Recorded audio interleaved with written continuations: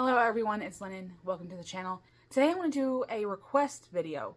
It was kindly requested to me in a comment that was on a past video, so I appreciate wanting to hear my thoughts about this, but it's on self-mythology. Now, instead of going into what that is, I wanted to kind of talk about the pitfalls a little bit, because self-mythology is basically just personal narrative, okay? That's the definition. It's the fact that you are living out a story, right? And the reason that they call it mythology for this self-personal narrative is it is a story. It can be a hero's journey. But even if you thought that your life was kind of dull or simple, right? Or like I would consider my life to be slow living, okay? Just in general, okay? There is no fast pacedness, not really, okay? And there's not a lot of what I would call big events, okay? But that's the number one pitfall. Signposts. Throughout the course of my life, if I were to lay out a big old long piece of paper and wrote out like a timeline on it, there would be moments throughout the life, even as simple as it may have evolved.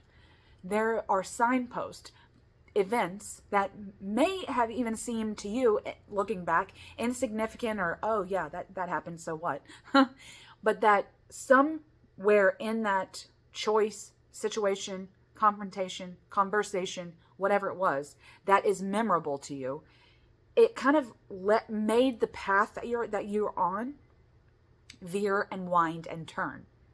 That's the whole point, is that your path hasn't been just straight.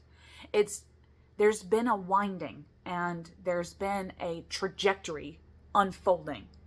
And it's like, oh, I hit this event and now I have to go this way. I have to go over here. I have to go into the woods over here. I have to go down into the valley over here. And it's all about how the story is unfolding and how you tell that story. And so I think that it's so self-mythology, this aspect of living out a story has been so fascinating to me, because I love stories of life, right?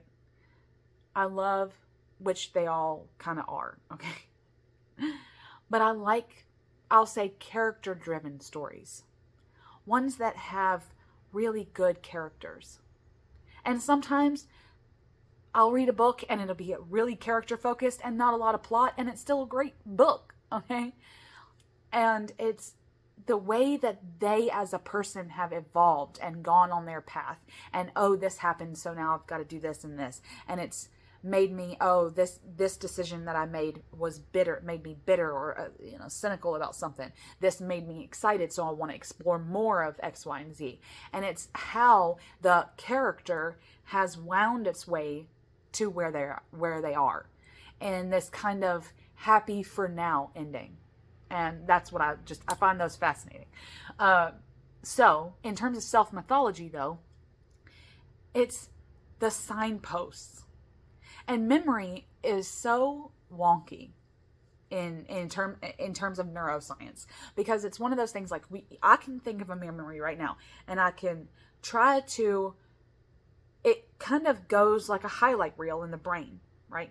And it's so cool to know that sometimes I might get details wrong. Sometimes I might get what someone said wrong. And I won't know that unless I've actively had hey, I was thinking about this the other day and blah, blah, blah. And remember when you said that? And they were like, I didn't say that.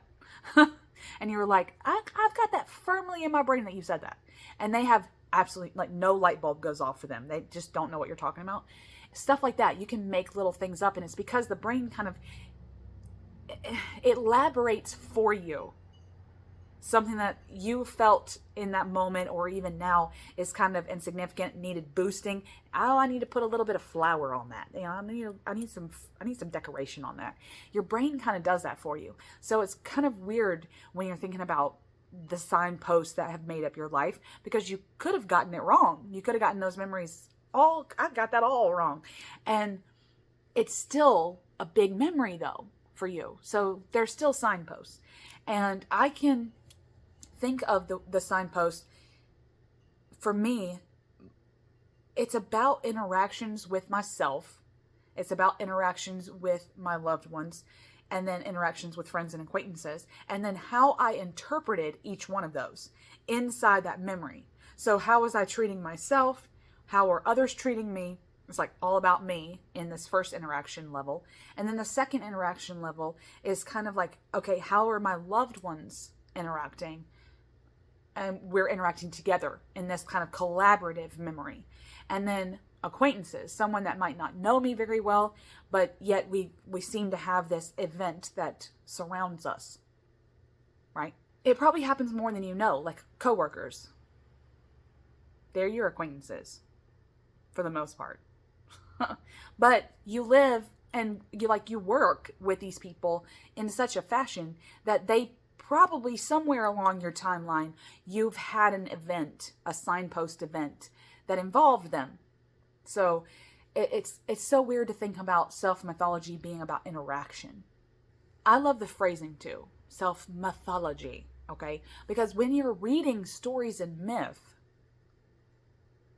especially like myths that you love, right? Stories from old that you love, histories, even fake fantasy or true fiction, nonfiction, whatever, and you are drawn to these stories. It's so interesting because you put yourself in those places of those characters sometimes, and two things can happen. One, you find a deep resonance with those stories and those characters, and you kind of like, yeah, my life is going a lot like that. Or the other side happens, and you're like, this is not a story I would want to live out. This is not my story. This is not how I would have done that. And it's like reading only by immersing yourself in the stories and myths of old, okay, can you interpret your story better? Because then it's like reading someone else's story, you're like, yeah, I probably would have done that. Or I wouldn't have done that. I would have done this or said this or fed the monster this or something. Like you have your own way of doing things. Or I would have interacted with them this way, right? I think about I think it's the 70s TV show of the Addams Family. And there's this episode where Wednesday is at school and they're reading a story book about killing dragons. Okay. And she comes home all distraught. And Morticia is like, what's wrong? And so Wednesday's like, they killed the dragon in the story. And her and Gomez are like, why would they kill a poor defenseless dragon? And I felt that. Because it's like everyone but Wednesday was like, yeah, we vanquished the dragon. We vanquished the beast. And she was like, but the dragon. They killed the dragon? It was like such an empathetic, empathy for the monster, and that's their whole shtick though, is that they're empathetic towards those darker elements. And Morticia and Gomez's reactions to Wednesday's empathy were just spot on, they were like, yes, if you don't want to kill the dragon, then you don't have to read the story, okay? You can make up your own story where the dragon lives, okay, or whatever they said. But it's the same kind of concept for me, is you can make up stories, you can think about your signposts, think about your interactions, think about your reactions to the things that have been done to you, the things that you've done, but it also could be about decisions. Like your decisions are so relevant inside your own story that it's insane to think about, like, oh, I made this decision, right? And you think that it's like insignificant or obsolete, but it made you veer.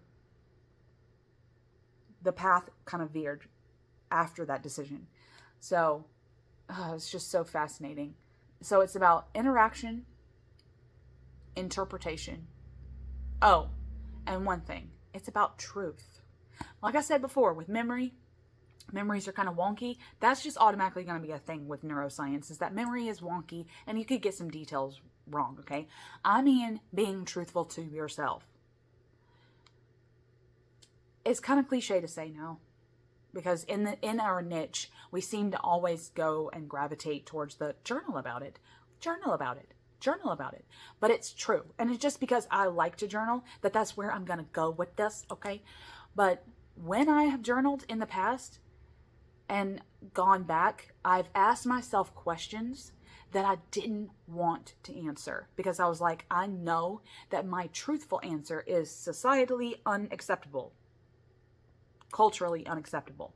So I can't even write that down. I could not even write the answer down because my was morally gray. I had a morally gray answer or a downright evil answer, you know? And I would think, I'm not a psycho. I'm not a psycho. So I can't write that down, because then whoever might read this someday would think I'm a psycho. No, don't put yourself through that, okay? Don't put yourself through that. Be honest only because it does you no good to lie to yourself.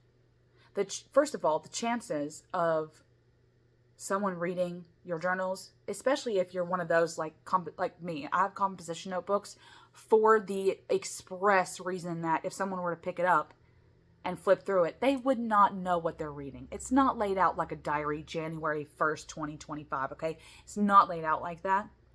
It's the words go this way, and the words are this way, and the words are this way, okay? And this way, and backwards and forwards, and in code, and blah, blah, blah, okay? No one would get it. Just by looking at my journals, they would be so confused that it wouldn't matter what you wrote, because they wouldn't get the context. But being honest is hard. It has been hard for me. It's really the pitfall of self-mythologizing is being honest.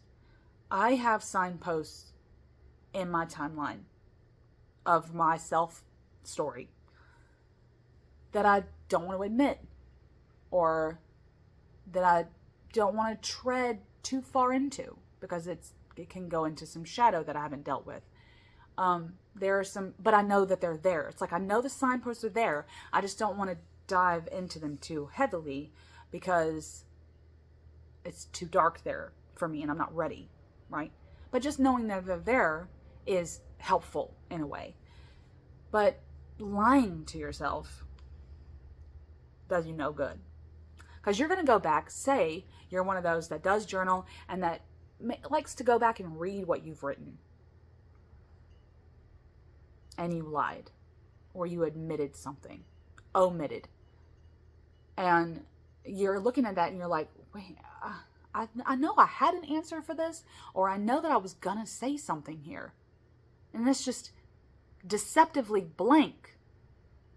That's where you know, okay, something happened here and I don't know what. Something happened here in this journaling session that I was having this day, and I directly changed the subject in my own journal. You know, like no one's in your head with you, right? So it's like just by reading what you've written years ago, you could come across something that you were like, okay, I know that I was thinking really, and I was really involved in this session, but I wrote hardly anything down. You know, it's like that kind of thing. It does you no good. Because if you're a reflector and you're wanting to go back and see how you've grown, how you've changed, where the path has gone now, it does you good to be honest because of trajectory, I would say. It's about using the past to be present, to gauge possible futures and possible paths that you might take in those futures and possible decisions that might come up. And if you had told the truth in your journal years ago, you could have gone back at that turning point, at that crossroads in your life and gone, you know, if I had been honest with myself, I probably would have gone over here and I wouldn't be at this crossroads right now. I'd be at that one. Right? And it's not about, I don't want to say it like that, like you're beating yourself up. Don't beat yourself up about where you're at. Okay, it's probably another pitfall. Don't beat yourself up about where you're at now. Because yeah, if you had been honest with yourself, the crossroads over there is probably where you could have gone. But it's not. You're here. So, but telling the truth can lead you into paths all the same. Paths are going to unlock and unfold for you as you're going, as you walking them. For me, it's really about main character reality. A pitfall for self-mythologizing is putting yourself as the secondary character of your own story. You know, the way you interpret your memories, the way that you survived your story, the way that you have come out the other side of some of your signposts that I was talking about, those are all indications of you not in control, right? You might have not been in control if you're the secondary character. And sometimes you like it that way. Again, it's another pitfall. In self-mythology, if you put yourself down a peg and go, I'm a secondary character, then it's almost like you're not going to take responsibility for the choices that you made. You've let someone else decide where you're going to go on your path, on the story that's supposed to be yours, right?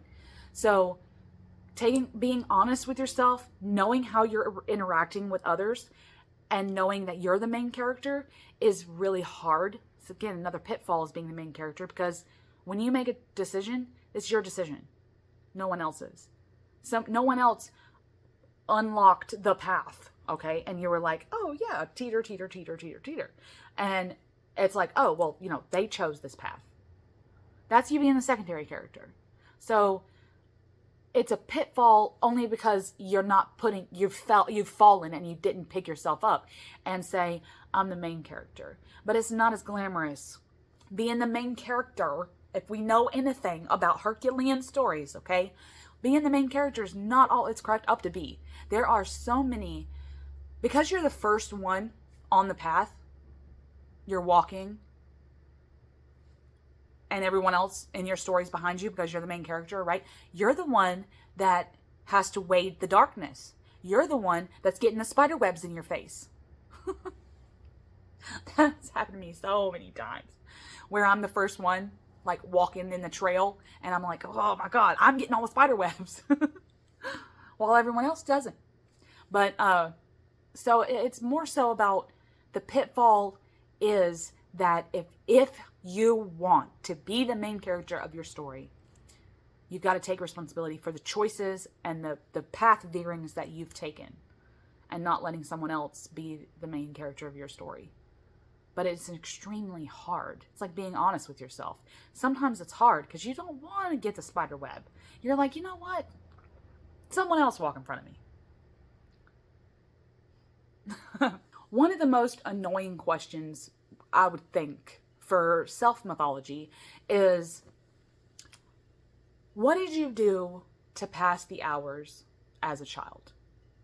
That's where your adult pursuits should be. Right? It's like someone asking a child what they want to be when they grow up. It's nice that you think that that's a good question, but to me it's not. That's not a good question. And it's more so like we can have a conversation about how that child views adulthood, okay? Because they don't know what adulthood is. They can only guess. So it's about sitting that child down and being like, well, how do you think adults are? You know, like how are you envisioning life when you no longer live with your parents? You know, stuff like that is like having conversations with children is so wonky too, because when you sit there and say, what do you want to be when you grow up? They don't know what being a grown up is. So you have to have more conversations about, and shining some light, age appropriate light, on what adulthood really means. It's about responsibility, right? And it's about taking care of things. It's about how to have a life, right? But with it being a child, there's so much darkness in between those two eras that it would be hard for me to go up to a kid and say, what do you want to be when you grow up? Because there's adults out there that don't know that answer that question. You're just pinning them to the spot on something that there's too much darkness in, right? So anyway, but when you see posts on Instagram that say, or Pinterest that say something like, whatever you did in childhood, that's probably, that whiled away the hours was probably where your pursuits go in adulthood. My thing that I did when I was a child that whiled away the hours was daydreaming. I'd be staring at clouds. I'd be wanting to run through wildflower meadows. I wanted to read. I wanted to wrote and drew. I colored with crayons. Those were the things I loved. But it's like, okay, if I thought about that, and I've had lots of thoughts about this, then okay, that automatically means that my adult pursuit should be artistic. Some kind of thinking involved. Like I can daydream because I'm a writer. I can draw and write in this kind of whimsical, ethereal, daydreamy, okay, adult setting would be that I become a writer, a poet, which I largely have. Okay? I got some poetry books out there that are illustrated with my own whimsical art, okay? So technically I'm doing that. But it doesn't make a living. Right? I'm not like making a living out of this. The money that I make from those things is like $10 a month. You can't live off that. So but I wouldn't call myself a starving artist because I hate that term. But it's like I get so annoyed with this. What did you do to while away the hours, right? And then I look at my own children and I'm thinking, okay, what did they do? Like I've got a 15-year-old that tinkered. He loved to take shit apart and then figure out how to put it back together. Okay? So I thought, and then you start like analyzing, right? Like, ooh, he would be good as an engineer. And then you start thinking about their life as an engineer. And that's where it can get into some shadow shit too, because then you start forcing them onto the path of engineer because you think that's where they need to go. And so self-mythologizing, another pitfall, is forcing yourself into the labels that either your parents have told you, oh, don't do that, don't do that, don't do that. Like the parents that, mine especially, that had absolutely, and I mean zero interest in my art, okay? I drew a picture once that I was so proud of, and my dad pointed to a Norman Rockwell painting on the wall and was like, that's real art. Okay? And then I actually was reciting a poem, again, that I was very proud of, to my mom once, and she got up and walked away in the middle of it. And not in any kind of malicious way, but just because she just didn't, her brain was not there. She couldn't understand what I was saying. She didn't engage with it at all. So I had actual parental figures that gave two fucks about my, like, none. No fucks about my art. And it can be disconcerting because you're like, oh, well, you've got a different outline of what you think this means, and it does something different to me. So don't let someone else force you into making path decisions, or yourself forcing you and, trying to, again, lie to yourself or omit things to yourself that tend to force you down paths that you probably don't need to be going down. I guess how I would change that childhood thing, where what did you do in childhood? I would probably change that to, what do you do now that's a direct upgrade from those things? So say you liked to play hide and seek, or probably even better, chase. You like to chase people. You like to chase people and then catch people, okay? Or vice versa. Someone's chasing you, right? You're probably a runner. You probably go to the gym and run, right?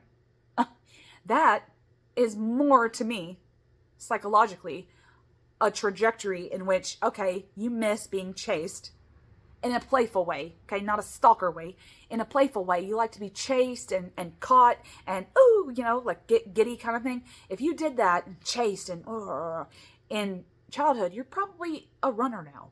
That's it. You're chasing something, but it's on the treadmill. You don't know what you're chasing, but it's this invisible carrot in front of the treadmill. And that's your friend Tommy from childhood, you know? I'll eventually catch him and it'll be, that's what you're running towards, you know? Something like that. That's a direct upgrade from what you did to while away the hours, okay? I think about some of my family, like, is really into sports, right? Like Monday night football, okay? And like parties. And you get like hors d'oeuvres and shit to watch the game, right?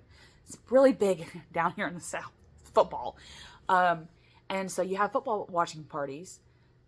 That could be a direct link to you,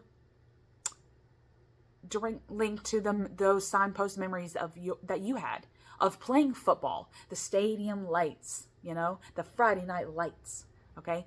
And having that party for a little while nods back to those memories. And it's a small part of you wants to keep celebrating those things that you did in childhood. And for me, that is huge. It's like having an unbirthday party. That is exactly what it is. So another pitfall is you're not celebrating the signposts that you do have. You're not. You're not saying, you know what? Fuck it. It is my unbirthday today. I'm going to make some cupcakes. I'm going to go in there in the kitchen and make some cupcakes. Who cares? You know? If I'm going to die someday. Okay? I am going to die someday. If I want cupcakes right now, I'm just craving them. I want to celebrate my life, celebrate something that I did 15 years ago that no one ever celebrated. I didn't celebrate. No one else celebrated it. An achievement, a decision that I made that got me to where I am now. I'm going to celebrate that today. I'm not going to eat kale. Because I'm going to die someday. And I'd much rather die knowing that I celebrated my signpost, my story. Celebrate it now. Shit. Celebrate it now. There are things that you can do now that links you back to those signpost memories, to the story of you. But then also, the big question to end this video is, are you open enough to make new memories? To make new signposts? That's what it's all about. So I hope that I hope that you enjoyed this. I hope that everyone's having a magical day, living out your own story. Much love.